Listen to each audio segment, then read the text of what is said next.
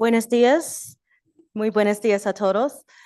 Esta sesión es en inglés y las traductoras está allí y necesito una máquina, está in the back, pero las preguntas en inglés o en español. So you can ask questions in either language. I'll have my I was about to say transduction, my translation. And so we're going to get started in just a minute. Thank you.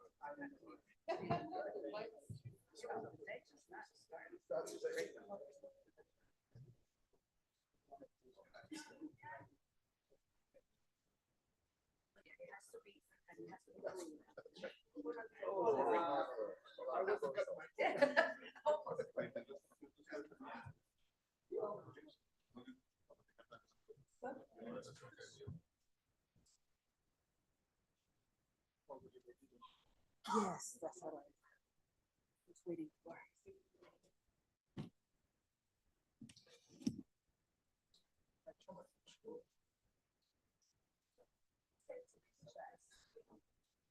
You can speak as Spanish. And that's why I bought my phone, because I wanted people to be able to feel it. So if you wanted to hear some Spanish, tell me more.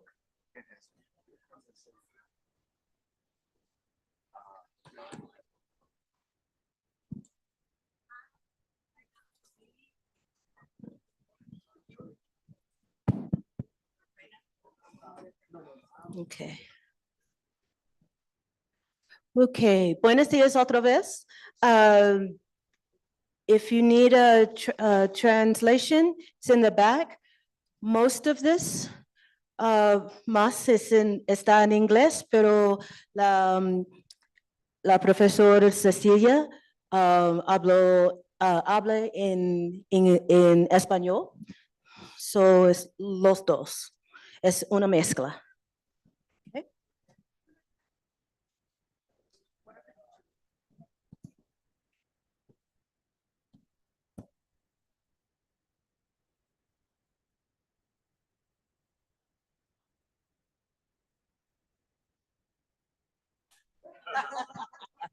Okay, thank you very much to all of you. Thank you for coming today on a Friday, early Friday morning. So this session is called Advancing Leadership in STEM, or Science, Technology, Engineering, and Math, and Global Engagement.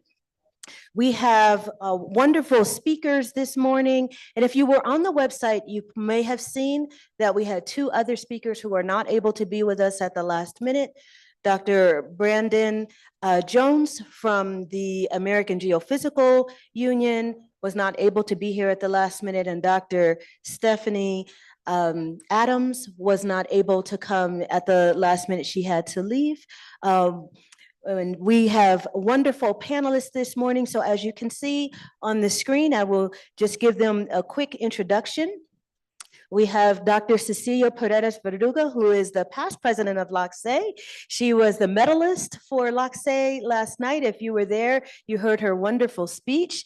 She is the president or the rector of ESPOL in Ecuador, and we're happy to have her. Please give her a hand. We also have Dr. David Haile, who is the interim vice provost for academic affairs and the dean of the College of Engineering and Technology, also a professor in the Department of Applied Engineering Technology at Virginia State University in Petersburg, Virginia. Welcome, Dr. Haile. Next, we have Dr. Marcelo Nitz, who is the rector or the chancellor at Centro Universitario de Instituto en Mauá, and that's in Sao Paulo, Brazil.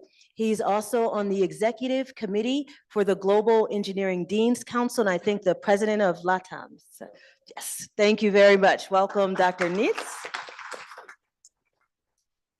And then we have Dr. Loreto Valenzuela Rodiger, who is the Dean of the Faculty for Engineering at Pontificia Universidad Católica in Chile and Santiago, Chile. We're very happy to have her. She's also part of the GEDC, Global Engineering Deans Conference, and so thank you very much for coming. Later online, we're going to hear from respondents. We'll hear from Dr. Idalis Villanueva, who is the chair and professor in the Department of Engineering Education in the College of Engineering at the University of Florida. So that will be later in the program. We will also have respondents, Dr. Geraldine Gooding, who is the Director of Engineering Education and Outreach at the American Society of Mechanical Engineering, and Dr. Trina Fletcher, who is the Associate Dean in the School of Arts and Sciences, an associate professor of engineering at the University of Arkansas Pine Bluff. Okay.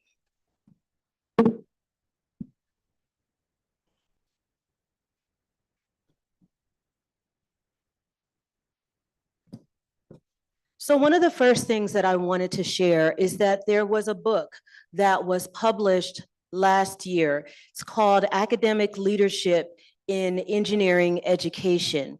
And there's a chapter in that book called Models for International Collaborations to Nurture Students into Global Engineers.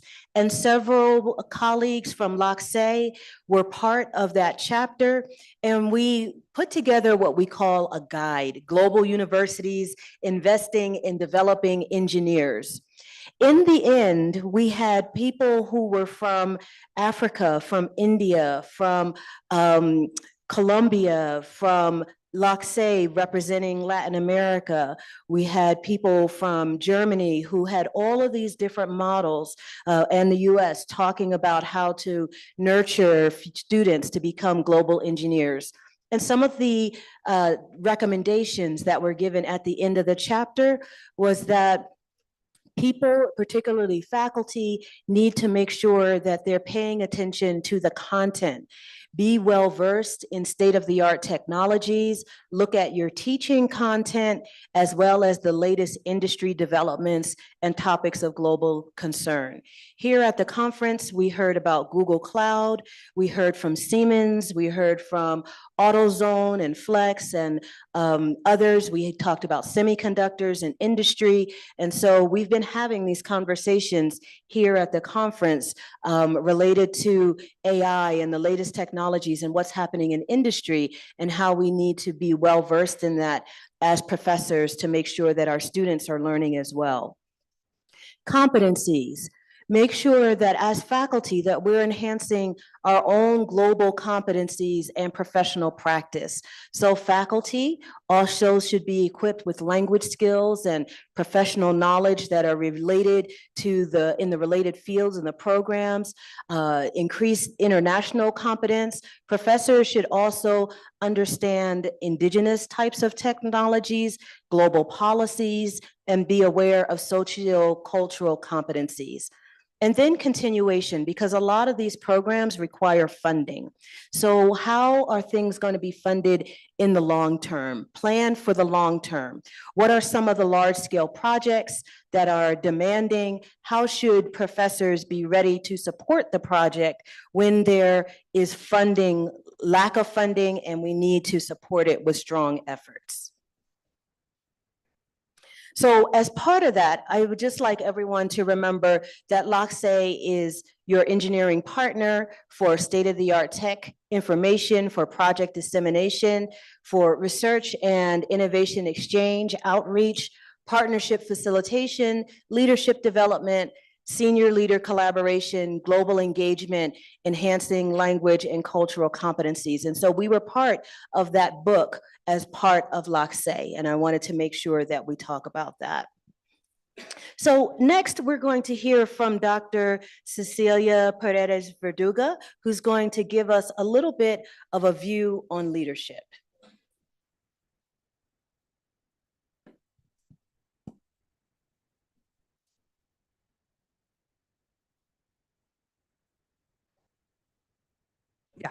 Hi, how are you? Thank you very much for being here this morning.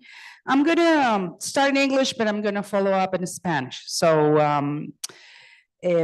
I just wanted to tell you a little bit of what we do at ESPOL, and then especially from my experience. So I went back to home because I got a scholarship from AID. I went back home to give back to my country. And an opportunity was given to me at the university. I never thought I was going to be at the university. I thought I was going to be in industry, to be honest. I thought industry was going to be so much more exciting. Oh, how wonderful wrongly I was. I have to tell you, these 20 plus years that I've been in university, nothing is more interesting, exciting, and evolving, I would say, than the university, at least mine. So I went back and I started thinking, what can I do for my country? What can I do for the students? And I'm a mechanical engineer as a bachelor, and then I went to do my PhD in materials engineering. So when I went back home, the first thing I noticed is we didn't have any materials engineering program. So we had to start working on it. And so I was able to teach in the mechanical engineering department, and I was noticing students to follow this idea, or more than follow, get inspired by the idea to create this new area at SPOL, and we did. And then decided to go into more admin work, so I was the associate dean of my faculty on my department, and then elected vice rector, and now I'm president. So during those years, what I've been noticing, and the things is, when Renata told me to speak to you about leadership, I started thinking what things we have done. She asked me to tell you one thing, and I couldn't pinpoint one thing, but what I could do is think about these years of action, I would say, and the kind of leader I want to be, which is to inspire other people, which is the only way I can think of having the changes sustainable. Because if you don't have more people with you, then when you leave, then things stop, which is something that I've learned. So I'm going to start in 2017. I'm not going to go back the 20 years, but in 2017, when I was elected president, I got a call from one of my professors from the materials engineering department, which was already created. And so our students, all of our students at the SPOL have a counselor, academic counselor. They have to go to the academic counselor the first few years, at least mandatory. And he called me up and he said, I want to tell you something. He said, I had this girl, she's in the materials engineering department program, and we were talking about her future. And she said, and I asked her, what does she want to do? She said, does she want to go and get her PhD? And he asked her why. And he said, she said, because I want to be the next rector of a SPOL, because I already know that a woman can be a rector of a SPOL. And to be honest, people ask me all the time when they interview me if I've had problems, discrimination, stuff. And I said, maybe, but I don't care. I don't notice. I choose not to notice, and because I have a goal that I have to go to. And to me, it's more important to get there than whatever naysayers I have. But to be honest, that day, to me, was profound. it just felt heavy in my shoulders for the first time, because I knew I had a responsibility much bigger than what I had asked for, perhaps. But I love challenges, so I said, okay, so what can we do? So we started checking numbers, and we have 35 programs, and 20 of them are engineering. But we looked at the engineering programs in terms of how many women will go. In my own department, when I studied, it was 200 men, 5 women. And so I said, we have to try to do something to get these girls, more girls, into mechanical, electrical, oil, petroleum, geology, mining, which are the electrical, which are the programs in my country that we don't have enough women. So we started with the easy stuff, which is a scholarship, so we provide girls in programs that have 30% or less women in the programs scholarships to try to get them to choose those programs. But of course, that wasn't enough. So we had to go back further. So we have an initiative for a science park for kids. So we started there. We said, we have to start early, and we have to know why are girls choosing these programs. So the second story I want to tell you was, I was teaching, and one of the girls, mechanical engineer, was graduating. She came to me and she wanted to hug me, and she said, I'm graduating. And I said, congratulations, I'm so happy for you. And then she started crying, and I said, what happened? She's like, well, it's going to be graduation. This should be a happy moment, not a crying moment. You can cry from happiness. She's like, no, I'm concerned about my father. And I said, what's going on with your father? Well, he's going to know that I chose mechanical engineering and not economics when he goes to my graduation. And I thought that was, my God, So I said, we have to do something with the parents. So we started a program with the parents, with the science kids and the parents, and getting more women, moms also involved, because we need to tell them that it's okay to choose any engineering program. It's okay, because we need more women. And I always tell this thing, in a world where we are 50% men and 50% women, the decision should be made equally. So we need more women because of that reason, just for a smarter solution, more adequate solutions.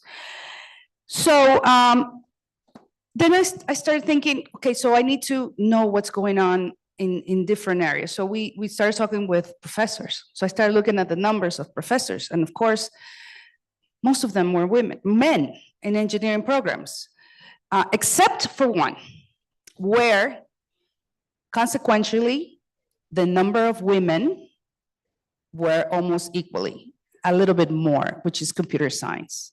So I said, what's going on in computer science? So I went back and looked at numbers, and we have more women professors than men professors there. So I thought, okay, so I need to get more women to be in these programs, especially tenured. It's important because then they're there, we know they can talk to, and they can help us with all these initiatives. And it's been hard. And it's been hard because, of course, we need more candidates. You cannot go in a program because you're a woman, you have the merits for it. But also because being public university, they can sue me if I get more men. If I said I want to have a program where I can only get women professors. And they said, no, you can't, it's illegal. So I said, okay, so I don't want to go to jail and I don't want to be in trouble, but let's do something for that to change. So we've been getting the numbers up. We started with a 20%. So we're 30, 32. We still have to increase in some programs. And also we created a program for women to already, they were teaching assistants and they can go and get their PhDs. And we had a support grant for if she was married and she had kids to choose to, so she can have more support if she goes to study as well. So we started getting more women choosing to go to get their PhD as well. That reminds me, I promised that I was going to do an event for the spouses, the men's spouses, because I think they have to be addressed and appreciated because of their support. So So those are the things that in my few things that in my work I've been focusing on and trying to be more sensitive to things, because in a day-to-day, it's you get caught in just the regular stuff and not the really important stuff. So there's the second thing I want to tell you today, and I know I don't have that much time because Renata told me I think it was 5 minutes, but it's important for me to say this. ESPOL is a public institution. It's a public university, top public university in Ecuador. 60% of our students come from the lower income quintiles. And I have students that get into ESPOL, which is very hard. 30% of people that apply get in to ESPOL. And when they get in, the worst thing that can happen is that they cannot stay because they don't have money to transportation, to eat. There are kids there that go, sometimes they only have 1 meal a day, even if they have it.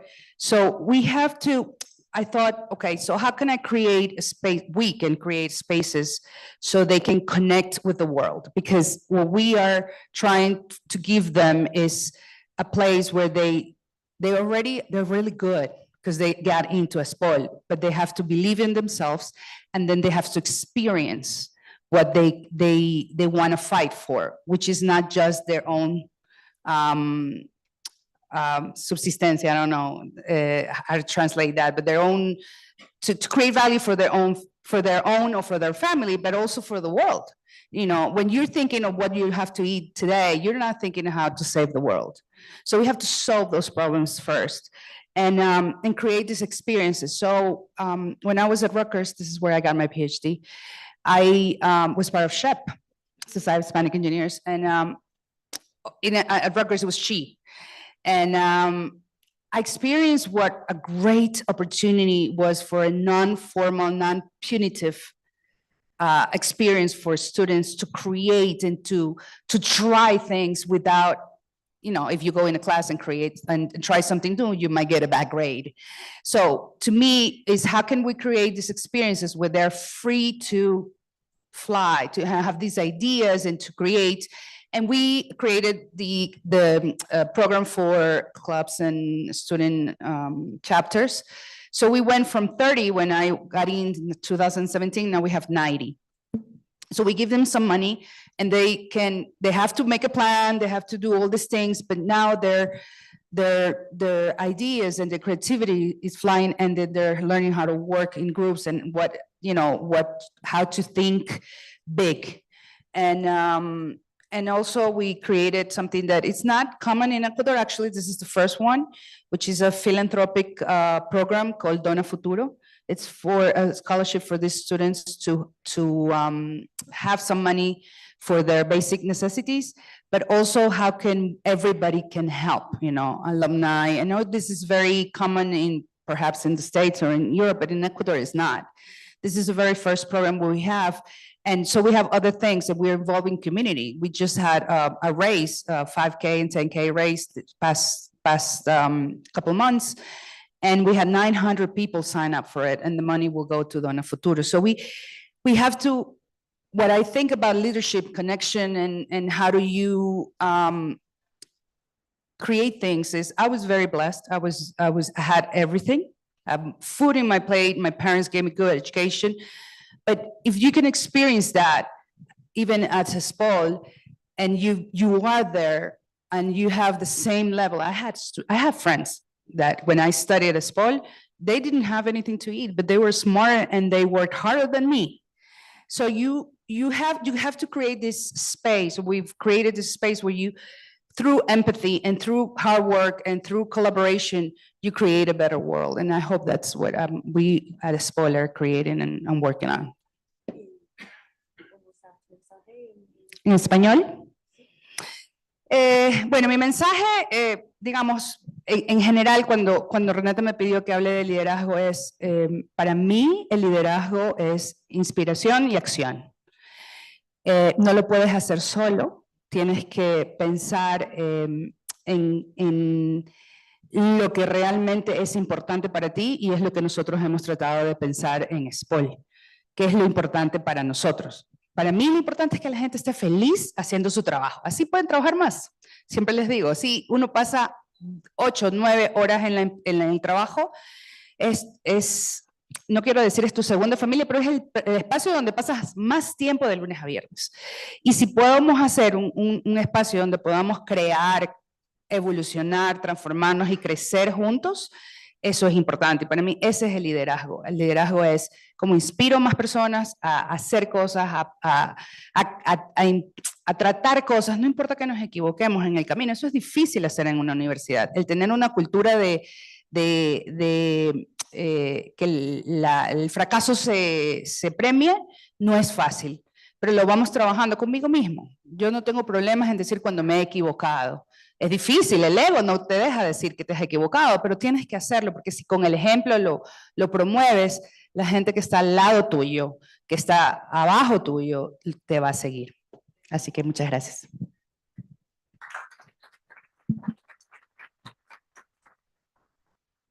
Gracias, gracias.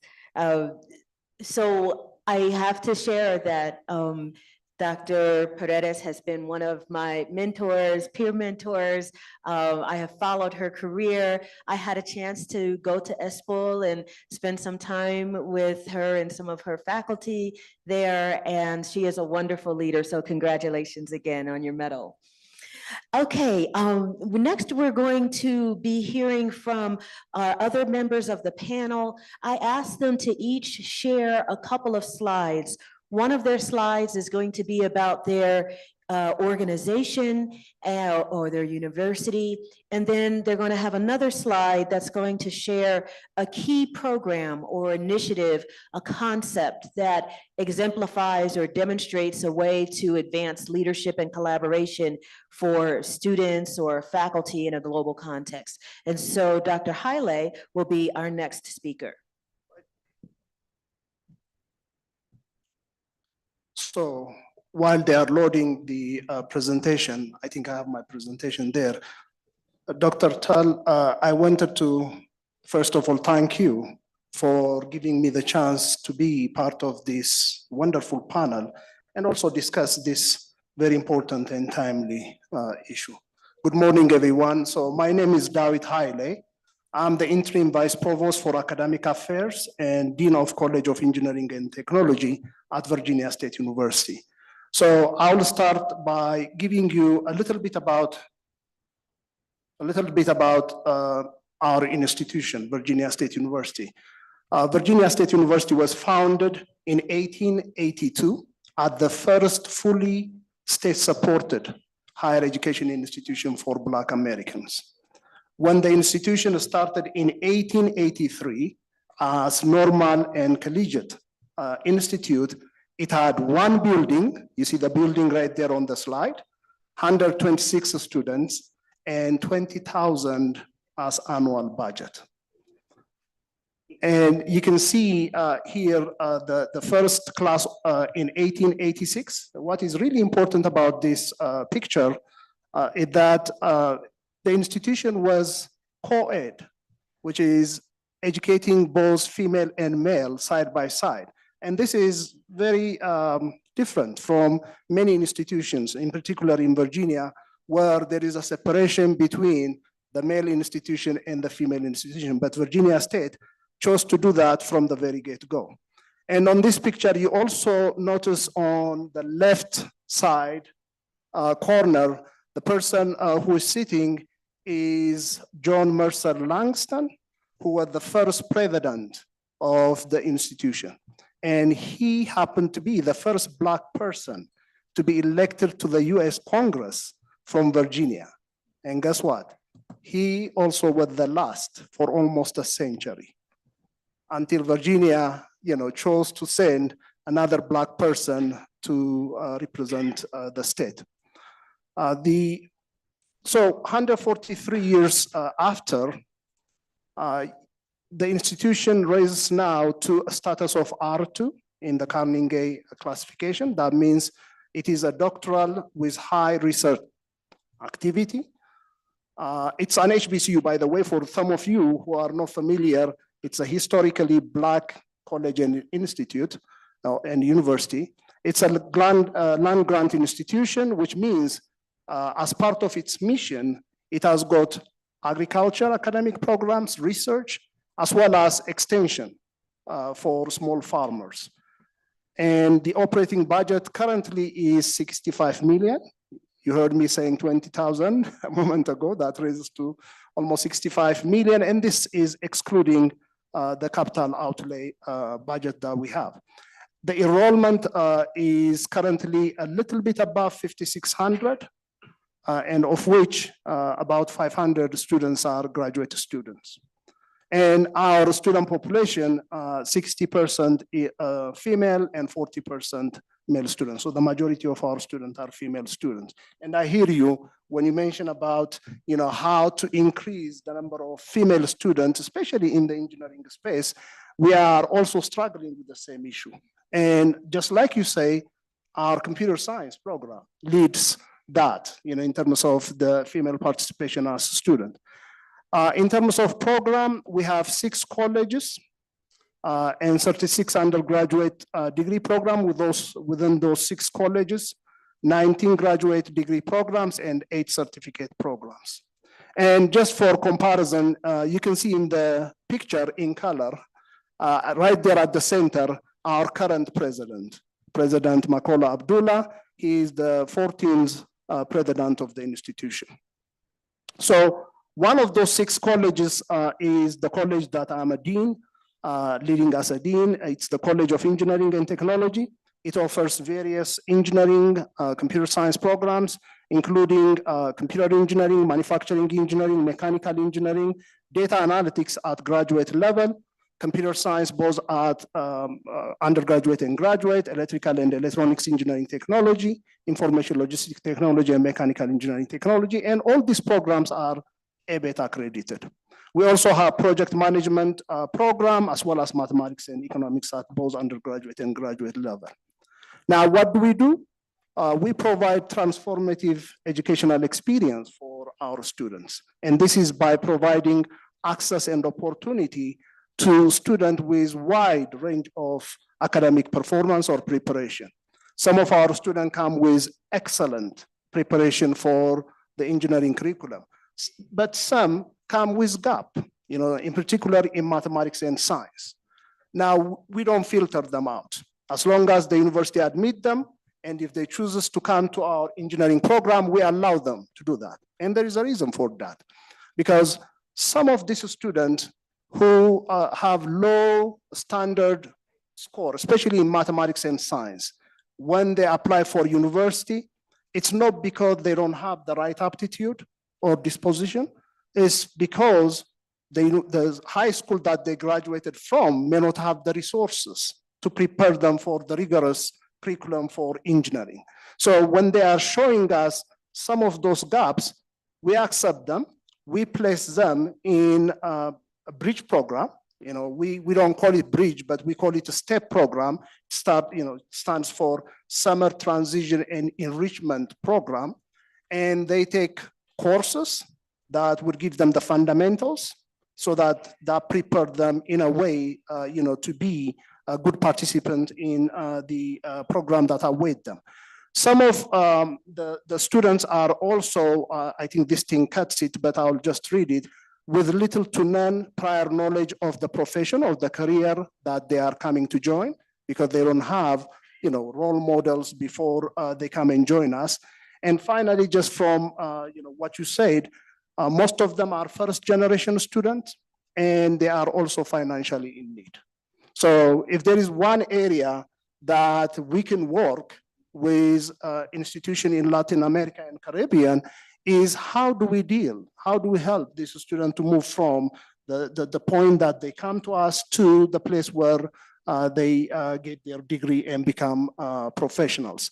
And one of the other reasons that I have to emphasize for not giving up on students that may not have the appropriate standard score in math and science is we have seen year after year, students who come with those preparation or gaps graduate, and now they are in the profession. And now think for a moment, if it was not for the opportunity that they were provided at an institution like mine or at other HBCUs, this student may not end up being a contributing member in those engineering professions. So mark that, because giving those opportunities access to those students is very fundamental.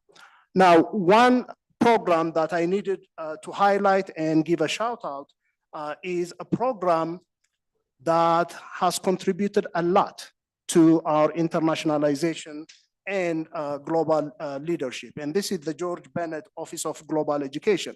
It started 20 years ago by a visionary faculty from Department of Language who proposed we need to have a formal office to handle study abroad as well as faculty exchange program.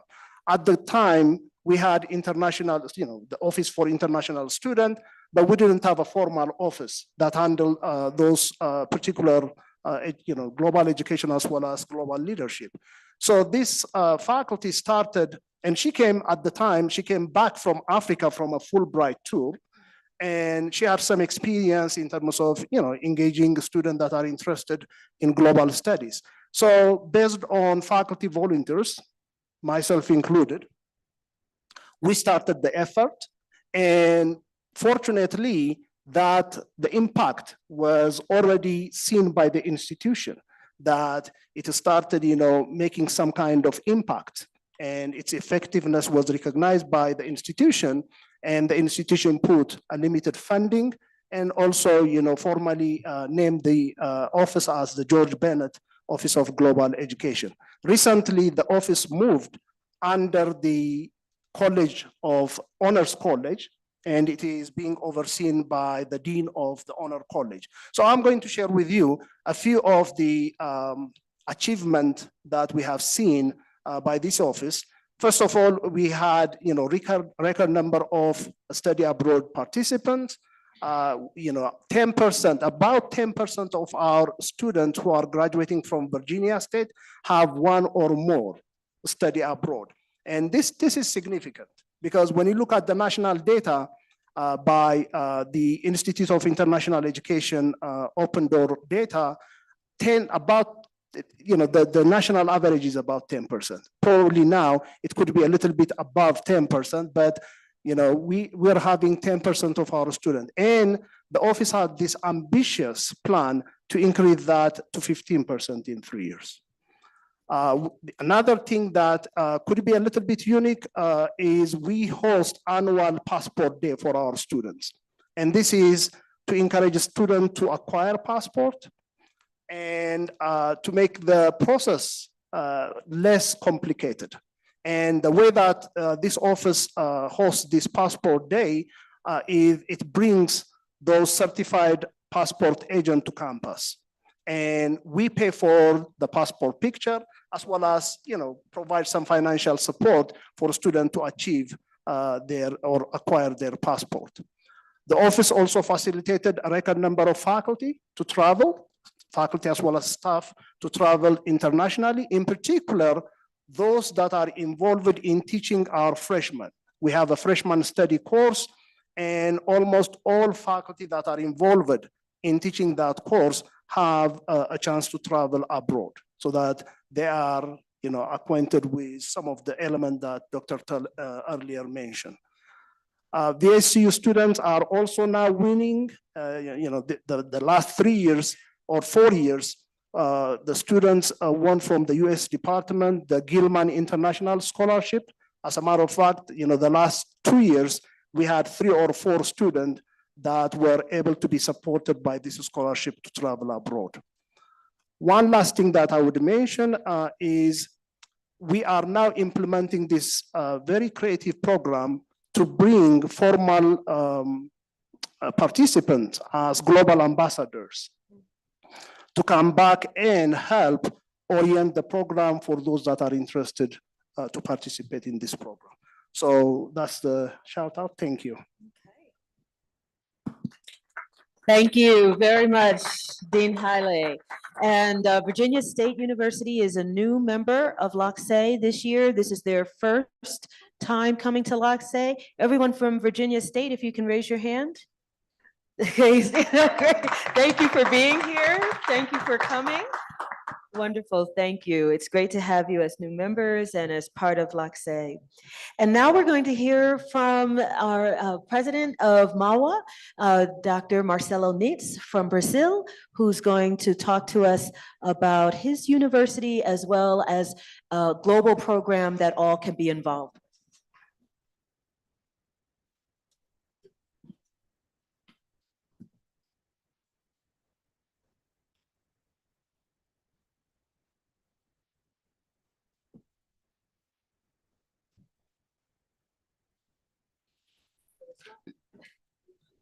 Okay, thank you. Well, we had problems with the font. We tested before, yes? Okay, I'll translate that. Okay, thanks, Renata, for inviting me. Thanks, LACSE, for the invitation. I'm very happy to be here, my first time in LACSE. Well, I want to share with you my perspective about leadership, give you an example of how through leadership you can achieve some changes in your university. Well, I'm the provost. We never know the right name, yes, because there in Brazil, I'm the rector, but I don't know the equivalent in United States, in other places, chancellor. The vice rector? No, he's rector. I'm the rector, yeah, the rector. And maybe the provost, some places, yes. And I used to be the vice provost. So I've been in a leadership position for more than 10 years now. So I have some experience to share. So if you want to nurture globalization, you yourself, you must develop those skills as well. So a leader must always be, developing himself, herself. Otherwise, you won't inspire people, you won't inspire faculty. And there's not one right or wrong kind of leadership. Every person has a different personality. You have some strong competencies, some others are not so strong, and you have to respect that. You have to be authentic as a leader. But you have also to be one step ahead and find the right technique to lead your people. Let me give you a thermodynamic comparison here, yes? Being a leader is causing tension, yeah? Because you need tension. Otherwise, you won't have the movement. You won't have the transport phenomena happening. If you want to change, you need attention, okay? You need a gradient. You need to, and you as a leader, you have to help with that. Because everybody wants to be in the comfort zone. It's very good to be in the comfort zone, but the name is comfort zone, right? Who doesn't want to be in the comfort zone? Yeah, in a steady state situation. No, if you want to change, you have to put some tension in the process. And the magic of leadership is finding the right tension. Yes, because sometimes you have to be more. You have to put more energy and be a shark leader. Let's make a comparison with the animals now, more aggressive and cause sometimes fear to make people, wake up and move. And sometimes you can be a panda bear leader, right? Yeah, panda bear. You like that? Yes, a panda bear leader. Everybody wants to be with the panda. Yes, likes the panda. And if the panda asks something, of course, who disagrees with the panda? It's a perfect animal. So from panda to shark, you have to find the right, scale, the right position in the scale. And it varies with the situation, with time. And sometimes you are not able to be a panda yourself, so you need help. You need other people. You need to work with people who can be the panda for you, all right? And make the message get where you want. And when you're leading faculty, forget all that. Because yes, I was telling Loreto yesterday, leading faculty is just like herding cats, pastoreio de gatos, okay? Yes, because faculty, they do whatever they want, you know?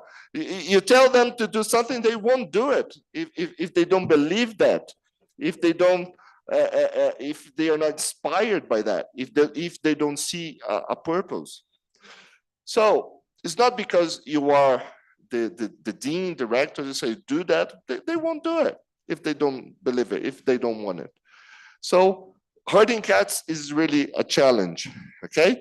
You have to lead in a different way. You have to inspire them. You have to show value in your proposals. So, okay.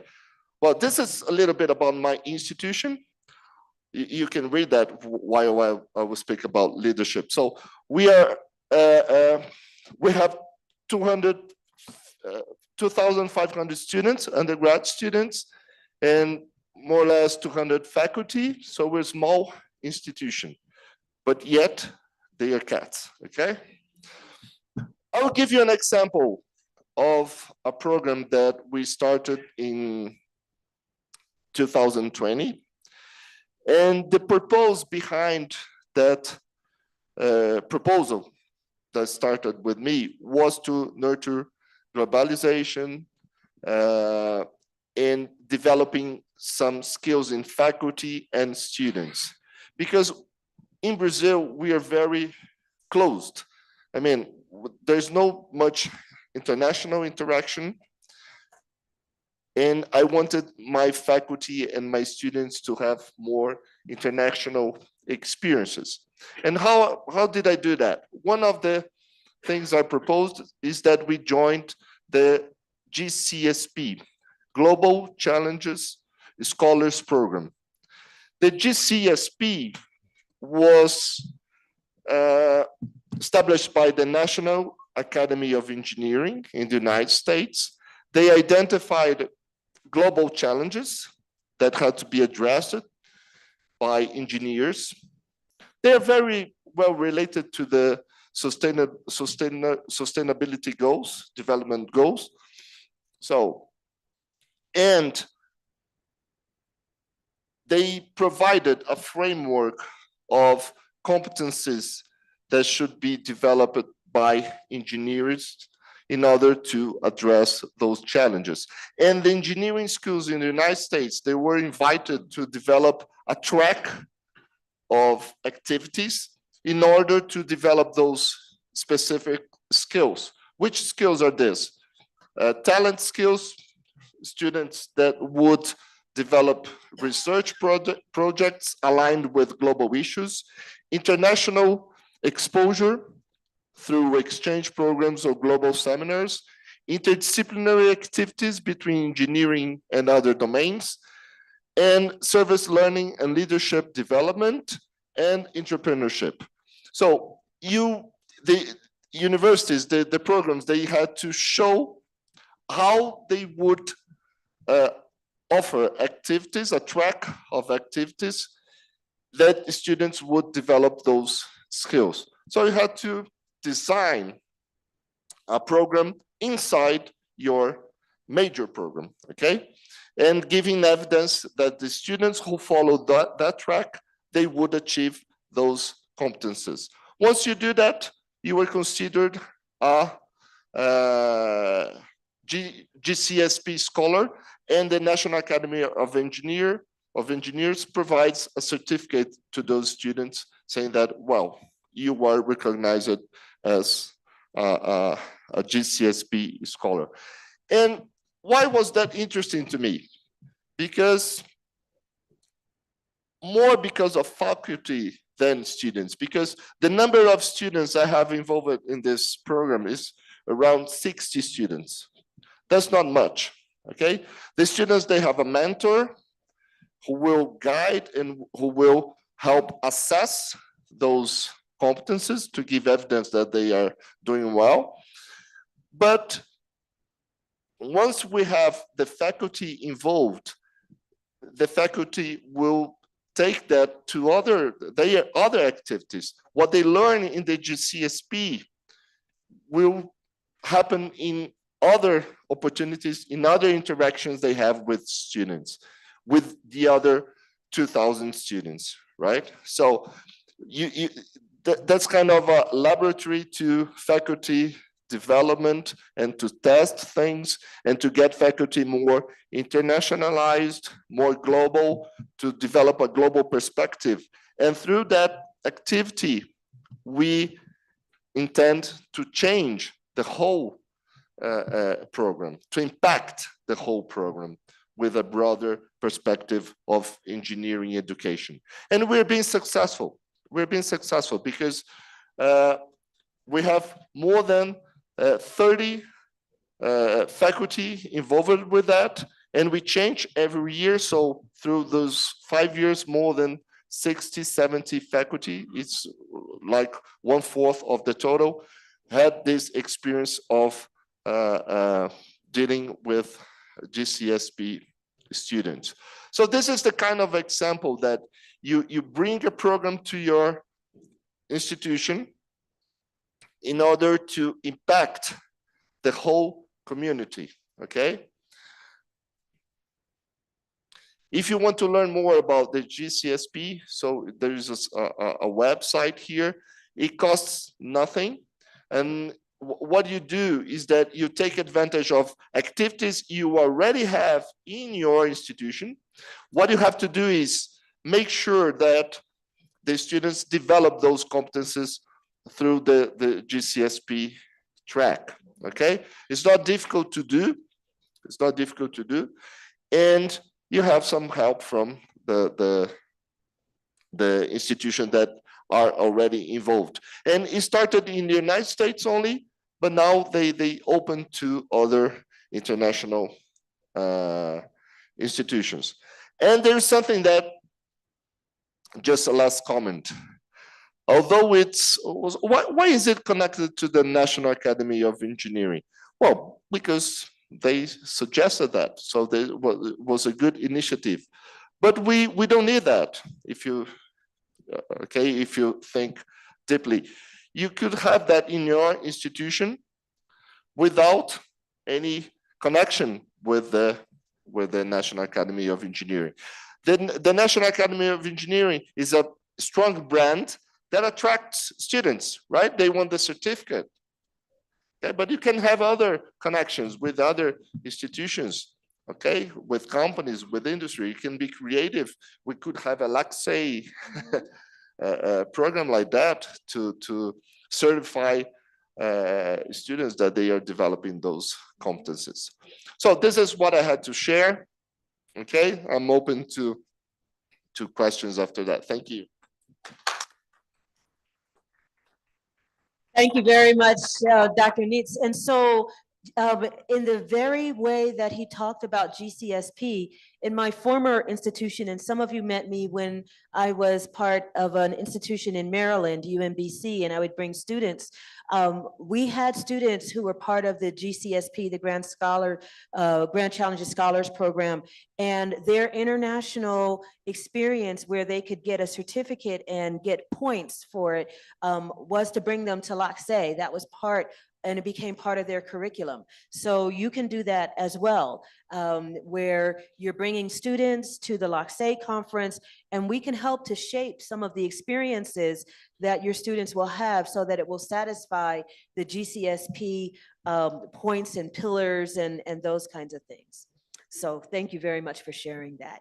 Next, we're going to hear from Dr. Loreto, who is the Dean of the college in Chile. She is was lauded as the first woman dean of that particular university, and she has been, again, part of the Global Engineering Deans Council as well, and a leader there. And so I'm going to turn it over to her, Dr. Loreto. Thank you very much, Rita, and thank you, LACSE, for the invitation and you to be here this morning. I'm very happy to share about my institution and different programs that we are doing in global internationalization and leadership. So the School of Engineering in Catholic University. Catholic University is the second oldest university in Chile. The engineering school is one of the first schools. We have 133 years old right now. And that is my contact information if you want to contact me afterwards. So in numbers, we have around 7,000 students, undergraduate students, plus around 1,000 graduate students from masters and PhDs. 160, 170 tenure faculty, plus around the same number of part-time faculty.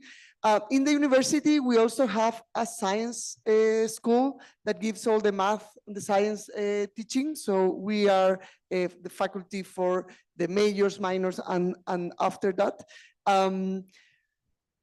We have around more than 15,000 alumni that is part of our network, very relevant. And an institution that is called ICTUC that allow us to connect with the industry and with the society in different ways, more formally than only by faculty interactions. This ICTUC is also helping faculty to connect with the outside. One area that we are very proud of is the Industry Liaison Office that was created through a program that it's called Engineering 2030, funded by Corfo, the government. And several of our institutions in Chile followed that program. We were the first ones, and we actually finished the 10-year program last year. And through that, we created an ecosystem to connect with the industry. And now in the last years, we want to connect more formally, also internationally and globally, not only with industry, but also with academia and society. We have projects and direct contracts. These Corfo and Fundef are the funding agencies that fund applied projects. But also we have a new program that we're very proud of, is this PhD in engineering and science with industry.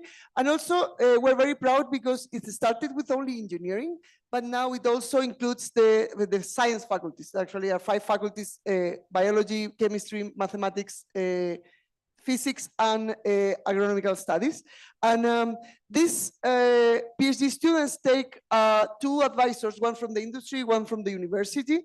And then the industry is also giving scholarships for those that research, and it's being a very good way to put also the research area in the industry in Chile, because up to a couple of years ago, there was something very difficult to get to the industry with a PhD. It wasn't something that was valuable or was even understood. In terms of numbers, I want to also take some comments regarding what Cecilia mentioned. When I studied, I entered the university 30 years ago, in my undergraduate, we were 13% of women. Now we have a 31 or between 30 and 35% of female students entering the university. And this is mainly through the regular admissions. Like in Chile, we have, it's called similar to the SAT in the US. So it's an exam that you rank your numbers, and then the best ones have the choice to decide where to go.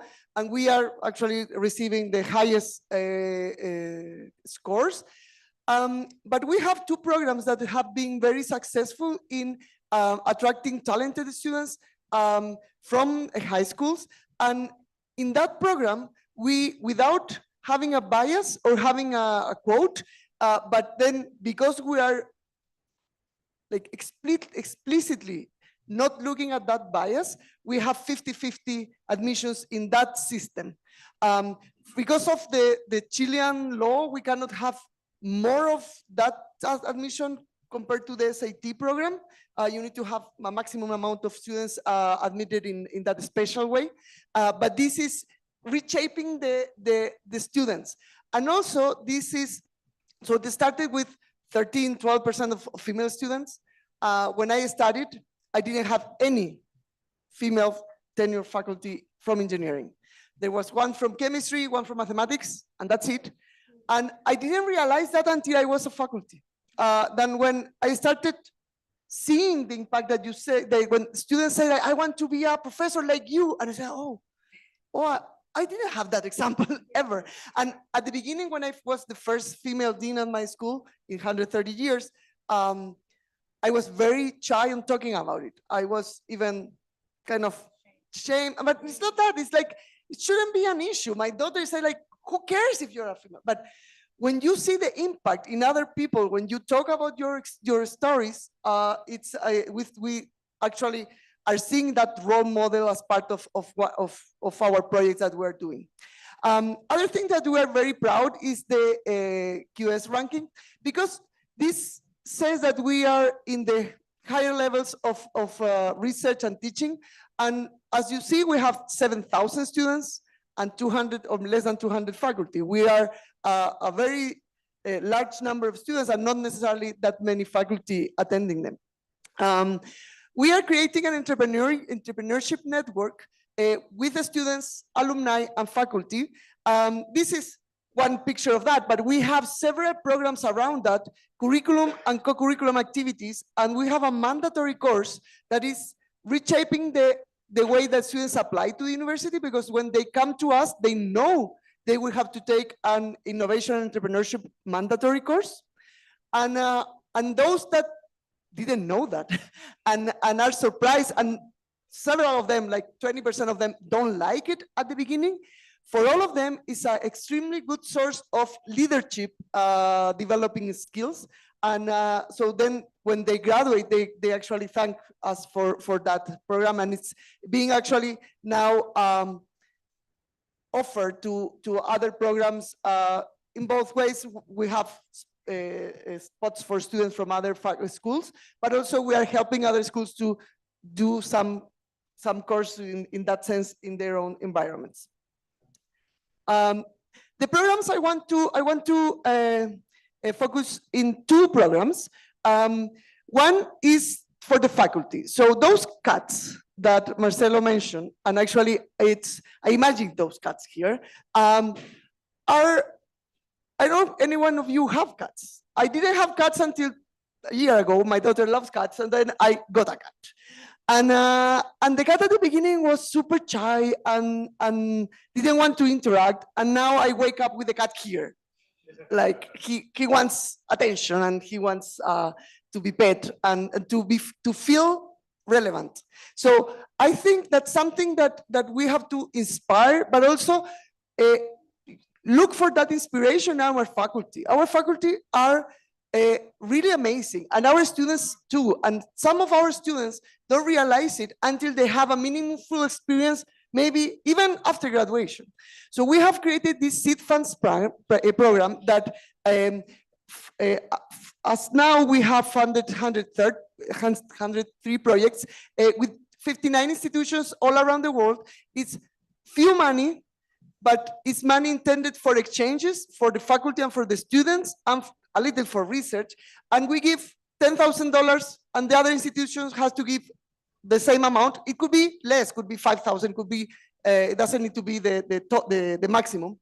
And so then gives us the faculty and the students the opportunity to explore new interactions, because those interactions have to be new. You cannot go to your advisor from your PhD. You have to go to new connections. And through that, we created the Bridge program. So the Bridge program kind of started because faculty were connected, and we started talking with high-level people in Texas A&M, and we have also in INRIA in France, and with Notre Dame, that was our global partner. So with those programs, we sent 6 students to each summer. Our summer is their winter, so we take advantage of the change of hemisphere. So then our students in summer, they go to the US and they do research in a laboratory for almost 2 months in the middle of the semester. So they interact with the students, with faculty, and sometimes they even attend classes for just listening. And also we receive the students, and now we are actually, the students from Notre Dame just left yesterday back to the US. So it's also a bilateral connection. So that's very important for the exchanges and the globalization. You need to be valuable for your partner, and you have to look the value in your partner. It has to be both ways. We have had programs that we see only the one way kind of win. When it's not win-win, the programs don't last. And then that also allows us to have double degrees. We have double degrees with Europe, but also in PhD, we are now very proud for having the first dual degree with UCL for them. So that was the first dual degree they signed. And also we have with Notre Dame, Edinburgh, and the UTS. In those programs, we have also the realization of the students when they go. Sometimes they have to apply, and in general, they have done undergraduate research. So then we send our best students who are not taking the chance. But then still they are not necessarily as aware as their abilities until they go there. And when they come back, I would say all of them increases their level of confidence in their research and their knowledge and their attitude to life in an order of magnitude, all of them. The majority want to go to PhD afterwards, and then all of them want to, well, all but one, I would say, in all those 74, but they want to give back. So having them coming back to mentor their classmates, it's very similar to what you mentioned about those programs where you focus the faculty. So those students then kind of contaminate the system, and now the system believes in globalization and also work in groups. Those students then apply to those challenges that are open to everyone, and they win or they get into the top 10 of those programs with the confidence of being able to do it. And we have another program that is for entrepreneurship that we send students to different areas. We don't have funding to send to more areas. We would love to have in different places those programs, but those students experience the ecosystem, and they have mentors. And as I said, as Marcelo mentioned as well, it also those faculty and those students later in life, most of them are or became TA after those programs, and then they help to produce a change of mindset in our students and also in our faculty. And finally, since we hire new people all the time because people is retiring or because we create new areas of research, 10 years ago, we were less than 100 faculty. So we have grown in the last 10 years. We're not planning to grow that much in faculty numbers, but increase the areas. When you hire now the faculty, I talk about in the interview, I talk about all of these programs to the people that are applying. So you can tell as dean if they are interested or they say they kind of hesitant to that. So then you are able to change the type of cuts you are hiring because you are telling them what you are going to ask them in the next years. And finally, I finish. We have to also acknowledge and evaluate our faculty, taking all of these things into account. If we still evaluate our faculty by papers in Nature, a number of classes, and nothing else, don't expect them to do this because you are telling them this is extra, this is not important.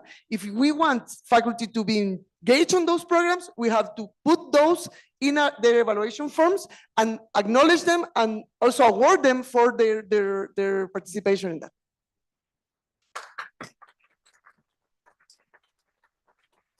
Thank you very, very much. For our next session, and we only have a couple of minutes for this, we're going to have a couple of respondents. If we can bring Dr. Idalish Villanueva on the screen, she's going to give just a couple of comments based on what she's heard. So I'm going to ask, okay, great. Dr. Villanueva, welcome from the University of Florida. Please go ahead. You have the mic. You can share a couple of thoughts. Yeah, can you hear me? You can the volume? Can you hear me? I raised my volume too. Please increase your volume. Yes, I just did that. Can you all hear me? Yes? Okay. Well, this was very, very inspiring. I really enjoyed seeing all the different programs and the different ways that you try to both provide access and reach the community and establish connections. I had a couple of questions, but I know that in the interest of time, I may not be able to do them all. I was very interested in your perspectives on the balance between enhancing the engineering workforce, specifically in the domains of AI, and how different sectors may view job prospects being impacted as you start growing those programs in the community. Is there anyone who'd like to respond to that? The job perspectives, it's sort of in the age of AI? Yeah, so I want to mention something regarding what we are talking now, but maybe the rest of the panel can also comment. So we are working with the industry very closely. We have an advisor board from the school, and we have advisor board from the departments. And in those, we are working together with them in creating the new framework for the new technologies, AI as one of them. It's challenging, and it's something that we have to co-create. But I think having first the trust with each other is mandatory to move forward. Our students are advancing in that much faster than us. So then we have to be very, very committed in order to be and give them a really offer that they can use in the job market afterwards. So we created a new undergraduate program that is only for computer science with the help with the industry. So then they will get after the graduation, they actually are getting jobs even before finishing graduation. And then those students that go to the market, we expect them come back and help us to close the circle on that. Yeah. So let me just start. So AI affects everyone equally. What this particular initiative or program in terms of global education or global leadership provide our students is to expand the opportunity for career because it prepares them for globalized job market. It also enables them to develop skill valued by international employers.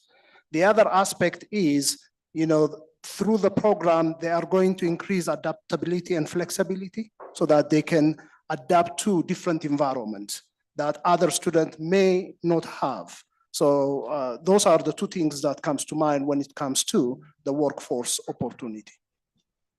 Thank you very much. Idalis, did you have any other thoughts, or did you want to wait till later? I can wait till later to give others a chance to ask questions Okay. as well. And our time, I know our time is running, so we have Dr. Fletcher and Dr. Gooding.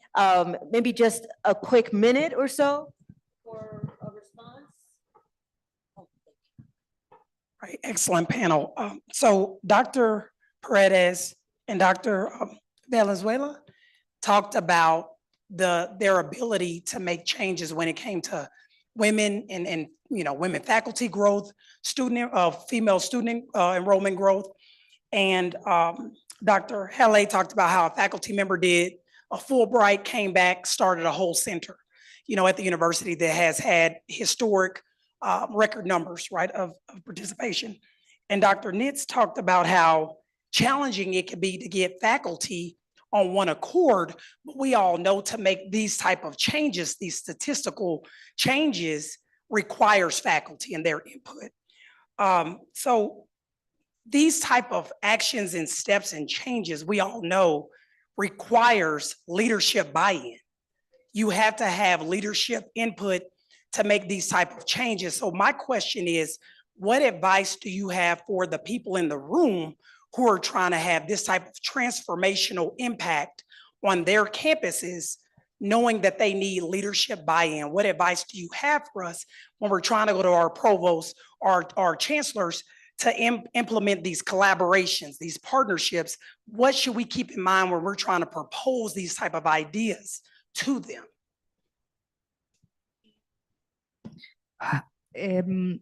That's a very good question. I would say if somebody came to me, I want somebody to address an important issue, but to give me possible solution with numbers.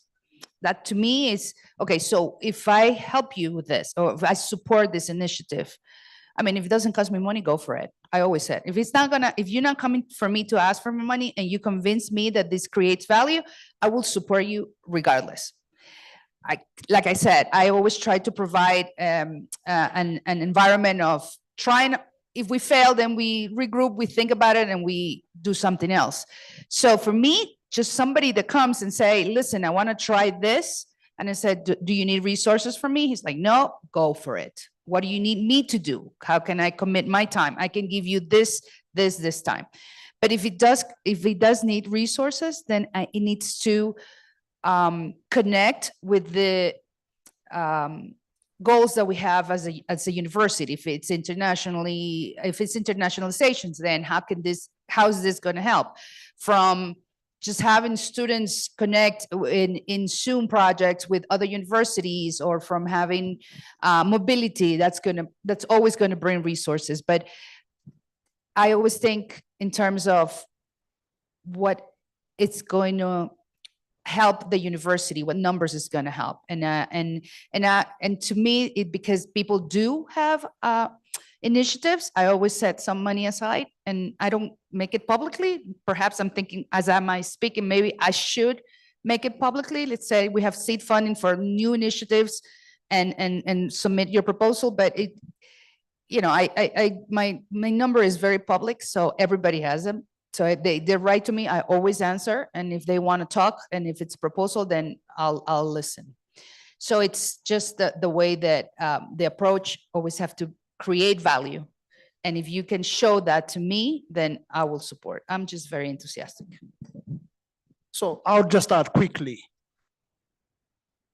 Unfortunately, resource is very important.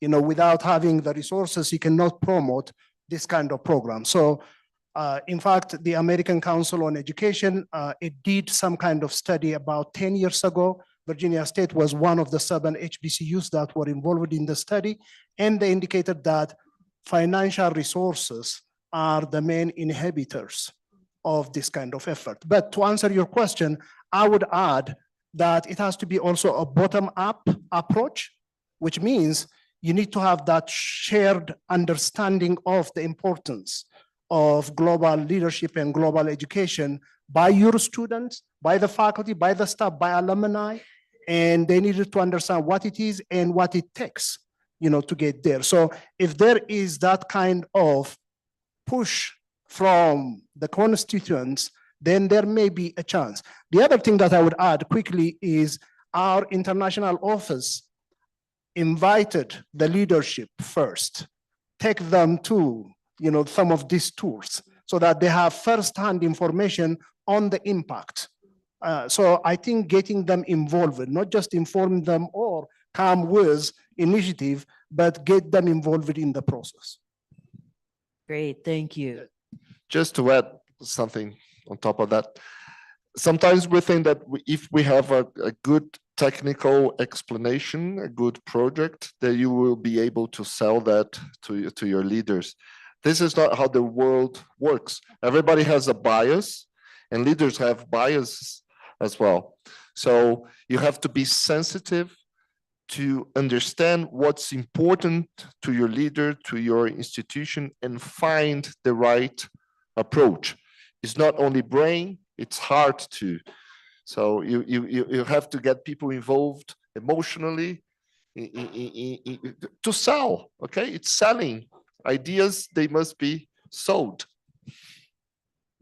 Excellent, thank you. Thank you very, very much. Dr. Gooding, did you have a response? Yes, thank you, panel. Very insightful and informative, and I do have a few notes. I'll try to keep it as succinct as possible. Dr. Paredes, you mentioned about the student who felt embarrassed to tell her parents that she was graduating in engineering. And I noted that, you know, there's still this stigma of what, well, there's not an understanding of what engineering is, what the disciplines are, what they do. And a lot of parents still think it's a dirty job, right? And they don't want their children to go out there. So how do we think about outreach early, like in the earlier grade, and start informing and educating parents as we're trying to build leaders? We need to start early, right? Start putting those seeds, not only in the children, in the teachers, and in the parents of what a STEM career looks like, engineering career looks like, and what they could be or where they could go with that degree, even internationally. For myself, even as example, myself, I've been able to travel and do engineering work internationally. So that's one point. And then also with you, Dr. Hale, mentioning you know, the HBCU space and what I've learned. I didn't get to attend an HBCU, unfortunately, but what I learned is that confidence is built within the students because the faculty seem to take personal accountability for making sure that students succeed and graduate. And it's less of a weeding out process that sometimes happens at PWIs. And it's like we want the students to graduate, succeed, be leaders. How, I don't know if you have the answer, but I don't even know how that could be replicated at other institutions where it's this, we're all in this together to make sure that you graduate and not, you know, make you fail so that you decide you don't want to do engineering anymore. So that's another comment I had. And sorry, I can talk about the others later, but I have a couple more. Should I just have an You know answer? what? I'm going to ask if we can just go to some of the students, because I think that some of the students may have a question, and I want to give them an opportunity to do it. But thank you very much, Dr. Gooding, for mentioning that. We will have a report that's going to be a part of this panel that will come through LACSE, so we'll be able to get more then.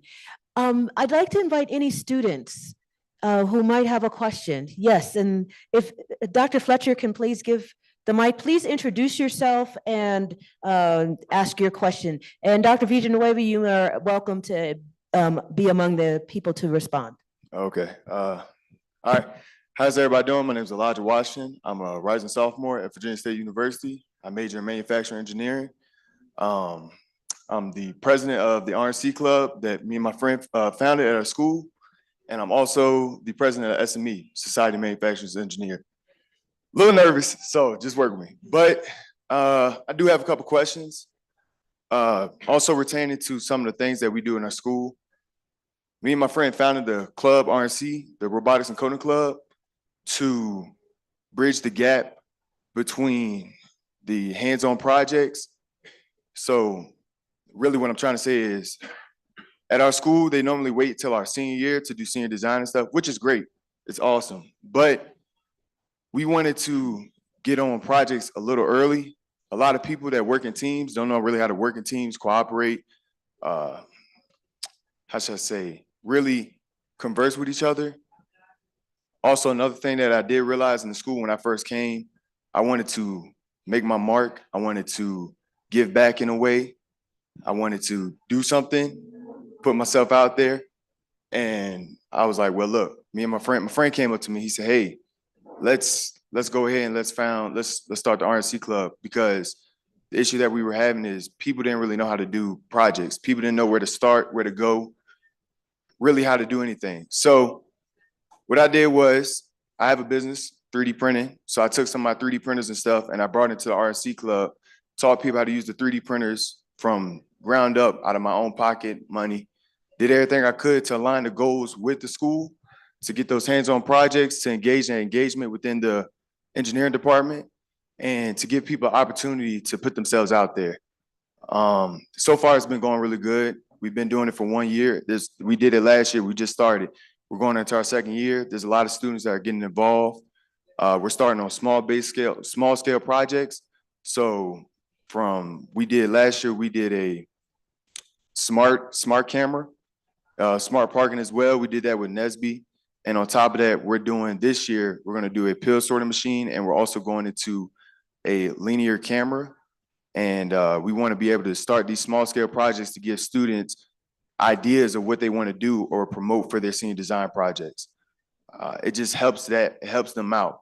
It gives them a chance to put themselves on a platform to be like, hey, look, I've done a small scale project. I've worked in the team, and I want to be able to do this on a bigger scale level or industrial level within the senior design projects.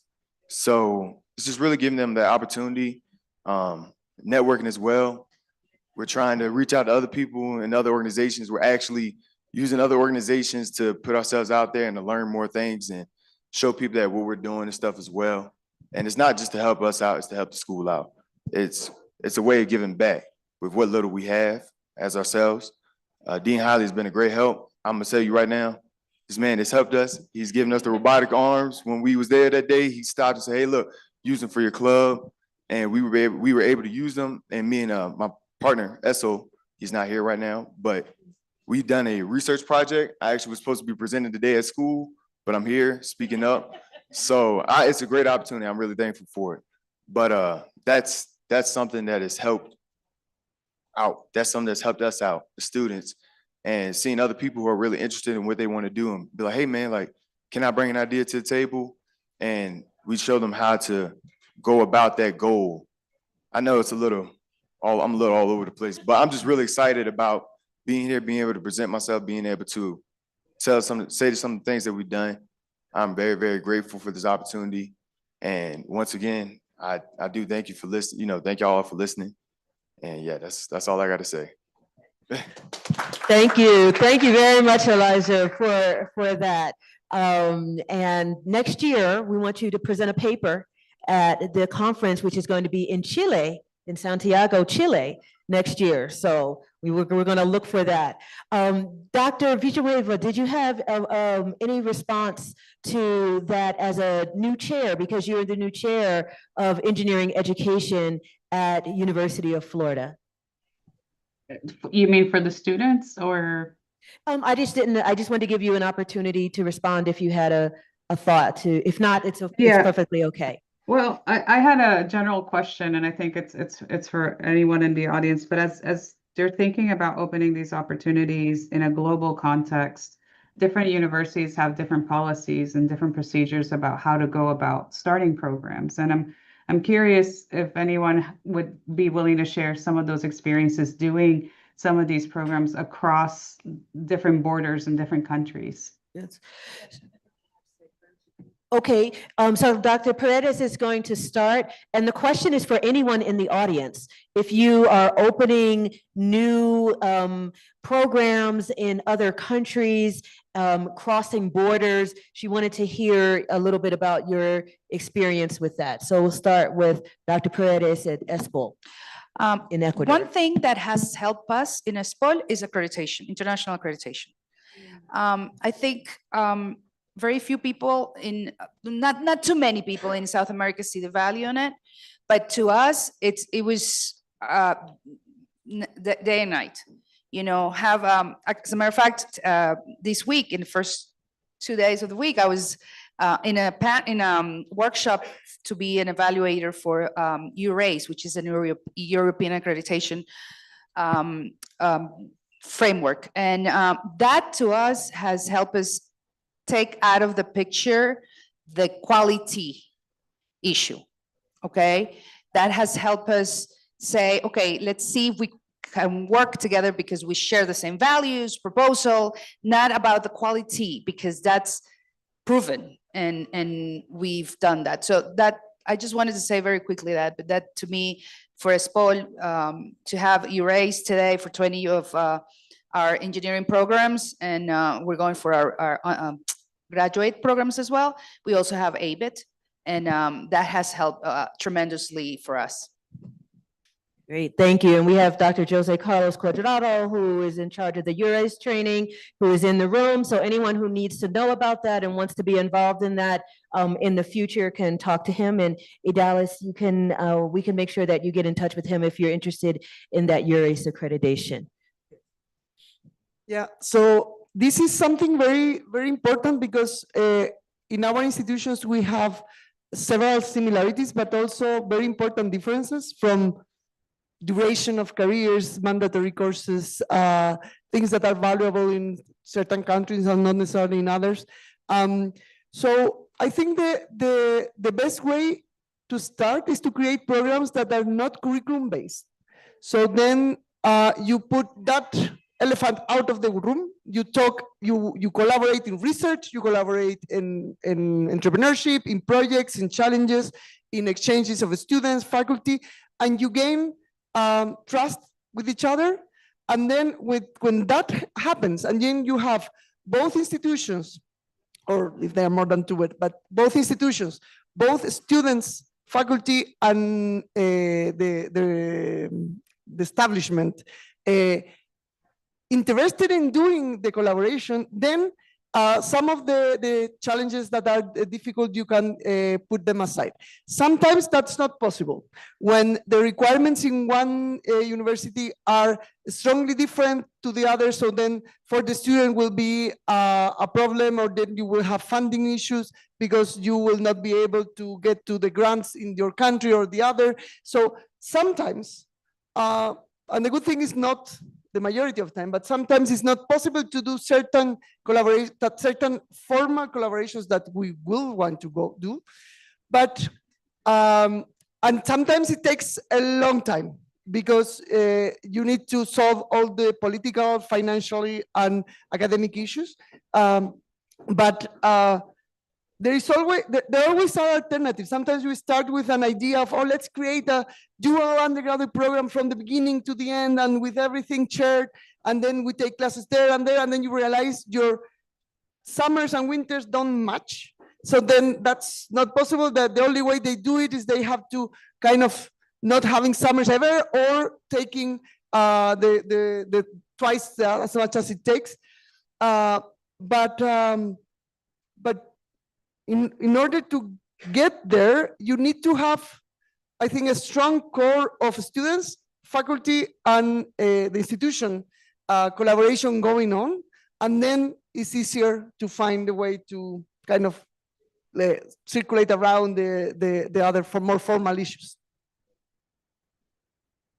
Thank you very, very much. We are pretty much at the end, but the last 2 minutes, I'm going to ask each of our speakers if they have one word, and I didn't prep them ahead of time. If they have one word that they'd like to share with the audience, of a word to remember that will help with leadership or something they can think of. And if you kind of have your word already, I didn't ask ahead of time, but we're gonna just go around and let people start, okay? Well, inspiration, I think. Inspiration. That's my word. I would say leadership is a process and not a position. And I would add one, if you allow me, that we believe all students potentially can be leaders. Excellent. Thank you. Impactful. We have to revise our curriculum to be more meaningful and to attract more young people for engineering careers. We're failing in that. We have to be more impactful. We have to be creative in revising our programs. Thanks for your speech. Thank you. Yeah, for me it's two words, and I'll give a little context. We are starting our strategic plan for the next 5 years, and we built what is the dream? And I'm not saying the dream, the whole dream, but it finished with excellence and love. Excellence and love. I love it. Thank you. Dr. Dallas, do you have a word? It's all about the students. Okay. That's what I have to Wonderful. say. Yeah. Thank you. Dr. Fletcher or Dr. Gooding, a word? Transformation. Okay. That's my word right now, transformation. Transformation from Dr. Fletcher. Dr. Gooding? I would say, I have a couple of words. I would say inclusive and servitude, whether Okay. you're serving your students, your faculty, or the community, or the global community. Excellent. Thank you. And my word would be engage. just engage, just be present like you're doing and engage. And thank you very much. I would like to just thank my husband. Also, I didn't do that earlier, Dr. Damon Tull, who's also here. And please give a round of applause to all of our speakers, Dr. Paredes, Dean Haile, Dr. Nitz, Dr. Valenzuela, Dr. Fletcher, Dr. Gooding, and Dr. Villanueva. Thank you to all of you and appreciate your time. Enjoy the rest of the conference.